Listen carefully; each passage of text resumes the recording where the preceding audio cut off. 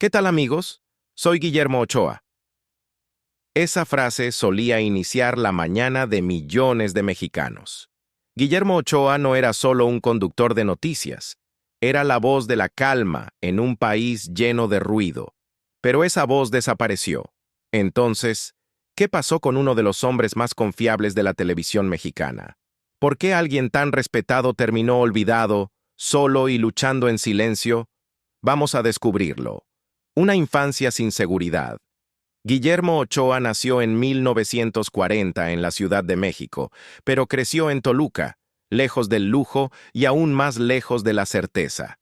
Su familia no solo era pobre, era inestable, y la ilusión de normalidad era algo que su madre se esforzaba por mantener, incluso cuando la vida en casa se desmoronaba a su alrededor. Sus padres estaban atrapados en un matrimonio volátil.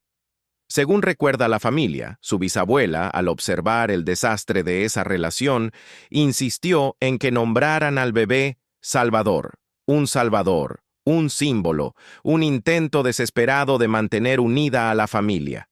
Pero el simbolismo no alimenta un hogar, y un nombre no repara lo que está roto.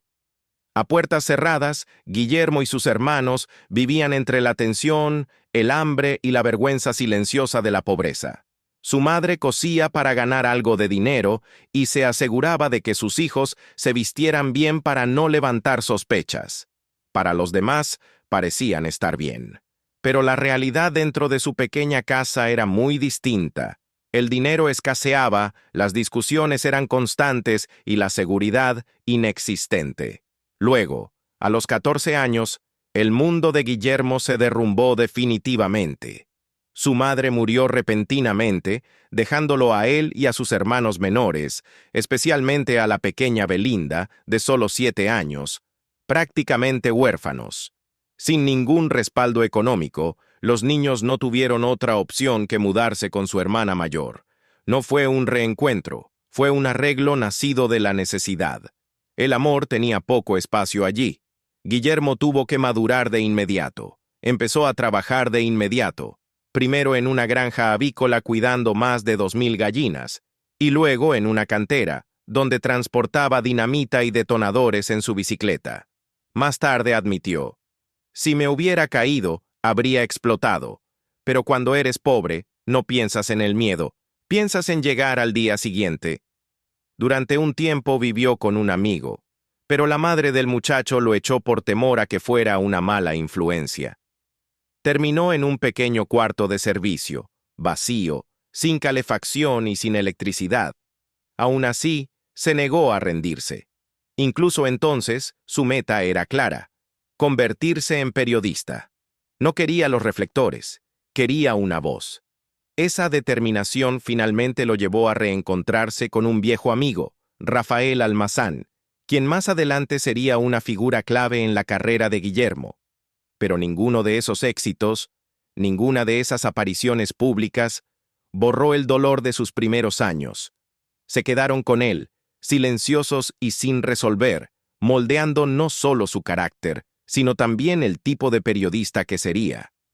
Guillermo Ochoa no creció soñando con la fama ni la fortuna. Creció aprendiendo a sobrevivir, a trabajar y a decir la verdad incluso cuando nadie más quería escucharla. Esa resiliencia lo llevaría lejos, pero también le costaría más de lo que jamás imaginó. El ascenso en el periodismo y la guerra dentro de Excelsior.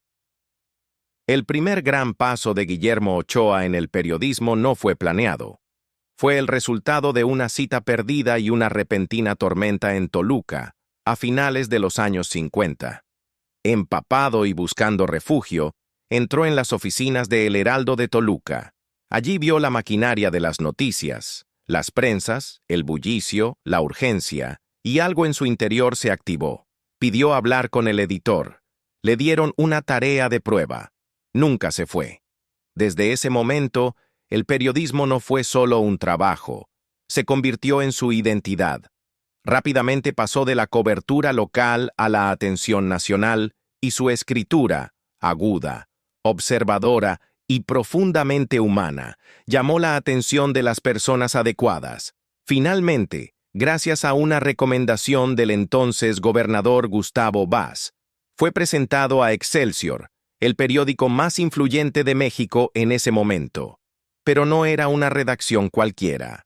Bajo el liderazgo de Julio Scherer García, Excelsior en los años 60 y 70 atravesaba una transformación radical, de ser un vocero alineado con el gobierno a convertirse en una voz del periodismo crítico e independiente. Scherer apostó por Ochoa y lo hizo miembro cooperativista, lo que significaba que no era solo un empleado, tenía participación en la dirección del periódico y derecho a voto en su gestión. Era raro y era poderoso. En los años siguientes, Ochoa se hizo conocido por su cobertura internacional. Siguió al presidente Luis Echeverría en giras oficiales, escribió crónicas desde América Latina y persiguió entrevistas exclusivas a través de las fronteras. En una ocasión, rastreó a Pedro Arrupe, el superior general de los jesuitas, en 3 países para conseguir una entrevista profunda de 8 columnas. Se convirtió en una de las historias internacionales más emblemáticas de Excelsior. También forjó amistades con figuras literarias de gran renombre. En un episodio memorable, Carlos Fuentes lo ayudó a conectar con Gabriel García Márquez en Cartagena. La entrevista debía ser formal. Terminó siendo una larga conversación y un vínculo personal que duró más allá del reportaje. Ochoa diría más tarde que la fama nunca cambió a García Márquez. Seguía siendo accesible, curioso y amable. Pero mientras el periodismo de Ochoa prosperaba, la política interna de Excelsior se volvía peligrosa. El impulso de Scherer por la independencia editorial atrajo enemigos poderosos. En 1976, tras la presión creciente del gobierno de Luis Echeverría, Scherer y sus aliados fueron expulsados por la fuerza en un golpe respaldado por el gobierno. Ochoa, aunque no fue expulsado, se encontró en una redacción fracturada, donde la confianza se había perdido y la visión original había colapsado. En lugar de ceder, se apartó. Para alguien que había creído que el periodismo podía moldear la sociedad, la traición fue amarga. La redacción que una vez fue un santuario, ahora era solo otro campo de batalla. No fue solo la pérdida de un trabajo, sino de una fe en el sistema mismo. Pero la historia no había terminado. La televisión lo esperaba, y Guillermo Ochoa, aunque herido por la traición, aún tenía más que decir. Hoy mismo Televisa y la ilusión del éxito. En 1970, Guillermo Ochoa dio un paso que definiría las siguientes 2 décadas de su carrera. Pasó del periodismo impreso a la televisión, primero en Canal 8 y poco después al corazón palpitante del imperio de la radiodifusión mexicana. Televisa. Fue un movimiento que muchos periodistas consideraron una traición en ese momento. La televisión, después de todo, se veía como entretenimiento, no como periodismo. Pero para Ochoa no se trataba de abandonar su oficio, se trataba de llegar a más personas directamente, cada mañana. En 1971 lanzó un nuevo programa, Hoy mismo.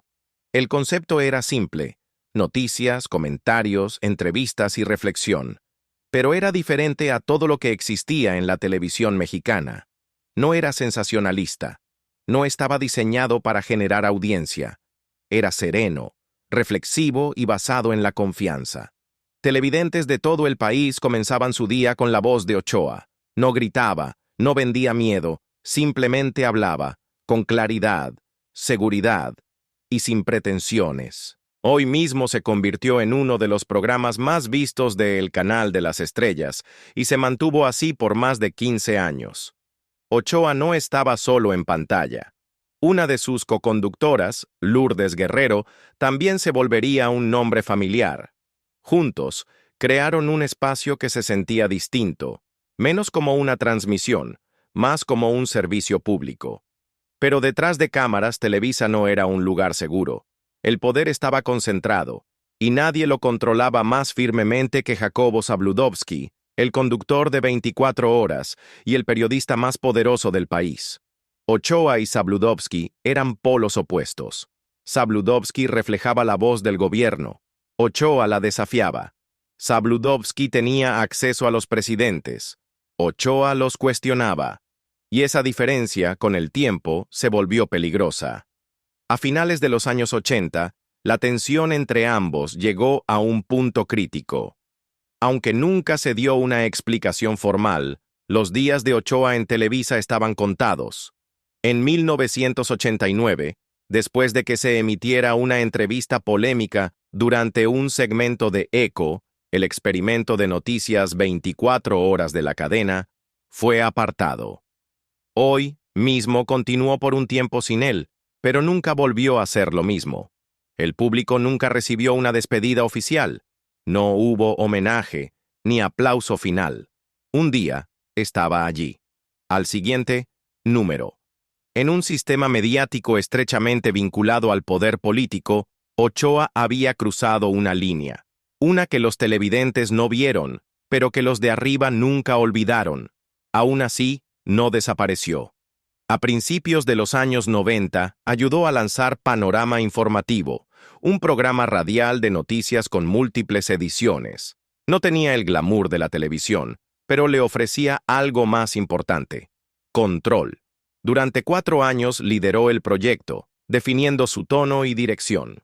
Ya fuera del foco de Televisa, por fin podía hablar bajo sus propios términos. Pero la libertad tuvo un precio. La fama, el acceso, la plataforma, todo eso se había ido, y en su lugar quedó algo mucho más silencioso. Ochoa seguía trabajando, seguía escribiendo, seguía luchando por el periodismo real. Pero por primera vez en décadas, la mayoría había dejado de mirar.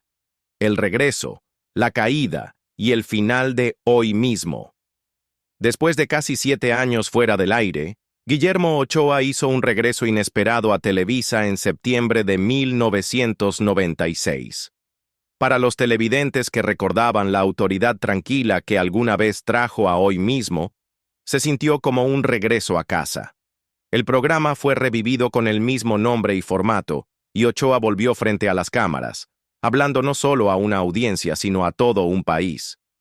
No era solo nostalgia, era una declaración, una señal de que quizás el periodismo serio aún tenía lugar en la televisión matutina. Pero tras bambalinas, todo había cambiado. Televisa ya no era la misma empresa que Ochoa había dejado, y México ya no era el mismo país. El momento era frágil. Apenas unos meses después de su regreso, a principios de 1997, Emilio Azcárraga Milmo, el poderoso dueño y presidente de Televisa, falleció tras una larga enfermedad. Durante años, Azcárraga había sido la única figura capaz de equilibrar las agendas en competencia dentro de la cadena. No era periodista, pero comprendía el valor de las voces diversas. Había permitido que Ochoa existiera dentro del sistema, incluso cuando otros querían sacarlo. Con su muerte, esa protección desapareció. Una nueva generación de ejecutivos tomó el control. Hombres que no venían del periodismo, sino del marketing, las finanzas y el entretenimiento. Para ellos, Hoy Mismo no era una plataforma de debate informado. Era algo anticuado. No generaba audiencia. No vendía.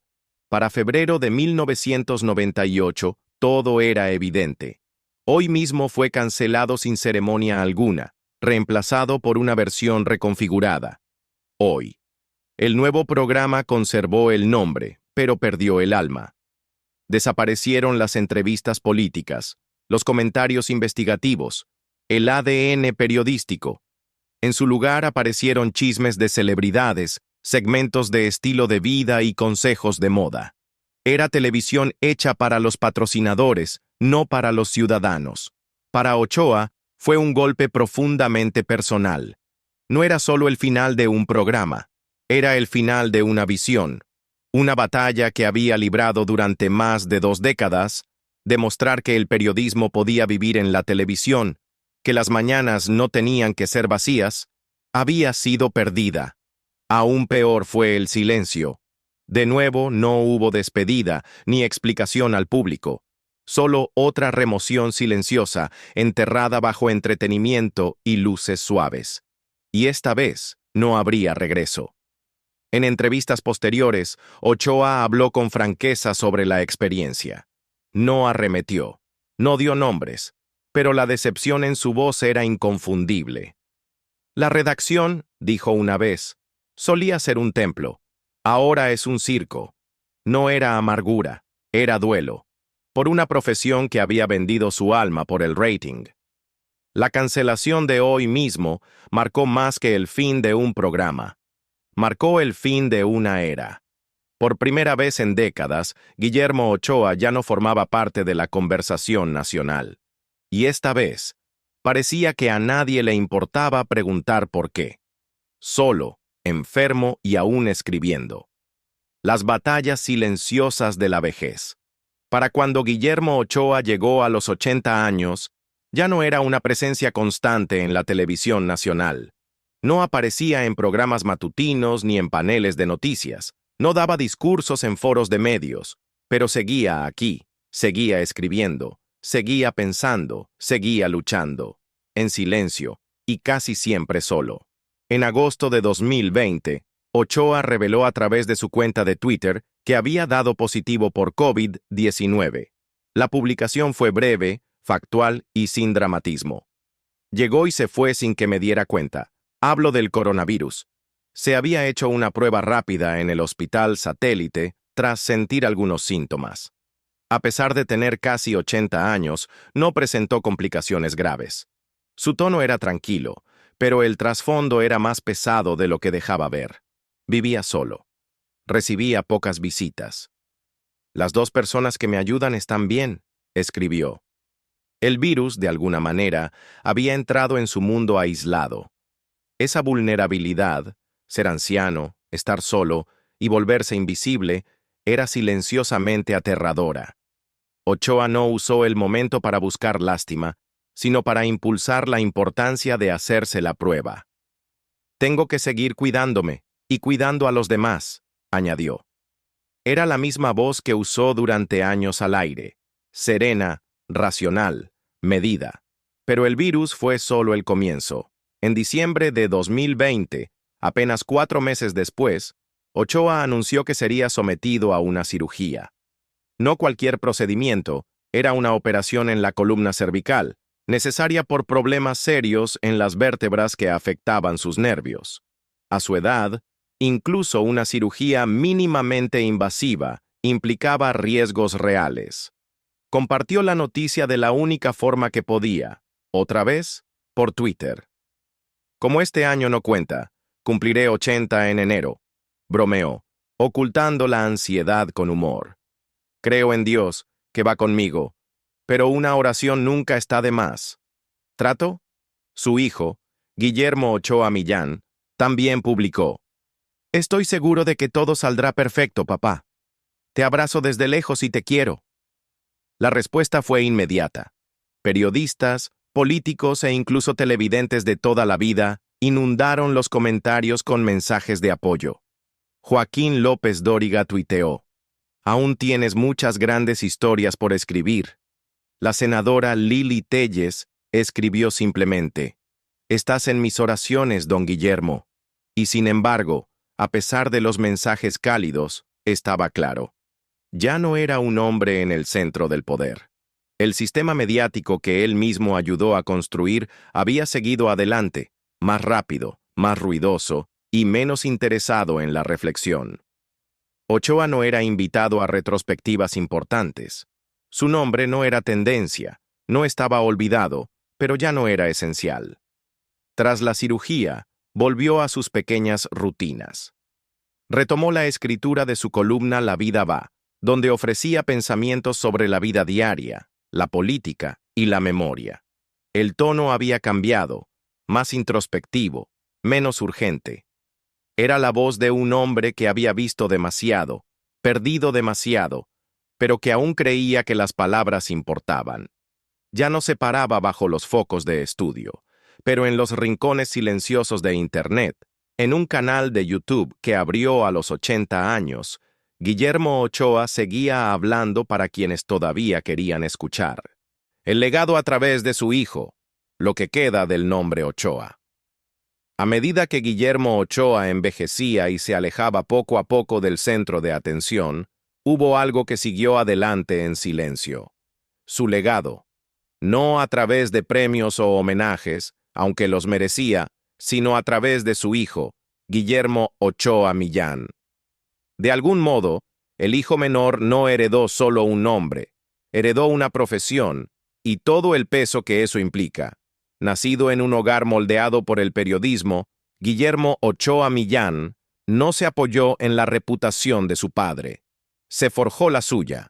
Comenzó en Grupo Mundo Ejecutivo, trabajando primero como reportero y luego ascendiendo a editor en jefe de varias de sus publicaciones, entre ellas Golf Tournament and Resorts. No era glamoroso, pero sí trabajo serio, basado en hechos, estructura y estándares editoriales. No tomaba atajos, y eso, por sí solo, lo diferenciaba en un entorno mediático lleno de atajos. En 2004, dio el salto a la televisión, conduciendo el programa matutino Te Levanta en Televisión Mexiquense. La transición del papel a la pantalla reflejaba la trayectoria temprana de su padre, y al igual que él, pronto demostró tener la voz, la presencia y el temple para la televisión. Más adelante, se convirtió en corresponsal de la oficina de Univisión en la Ciudad de México, cubriendo asuntos nacionales para una de las cadenas en español más poderosas del mundo. Para 2010, ya presentaba segmentos en Noticiero Televisa, retomando el vínculo Ochoa con la misma red que años antes había marginado a su padre. Y hoy en día, es el conductor matutino de Noticiero Telemundo 52 en Los Ángeles, informando a millones de televidentes en la costa oeste cada mañana, a las 5 y 6 de la mañana. Es un puesto que exige confianza, y él se la ha ganado, no por fama ni polémica, sino por constancia.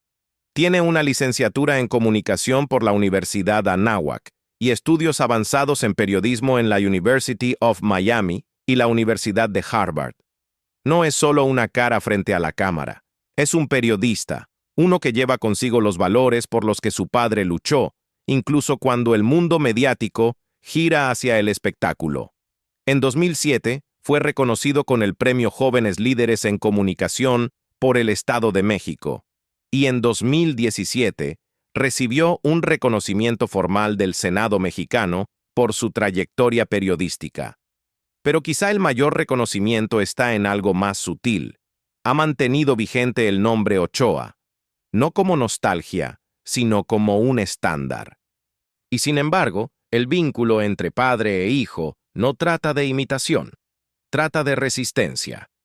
Mientras el Ochoa mayor alguna vez dominó la conversación nacional, su hijo se ha adaptado a una era de medios fragmentados y digitales.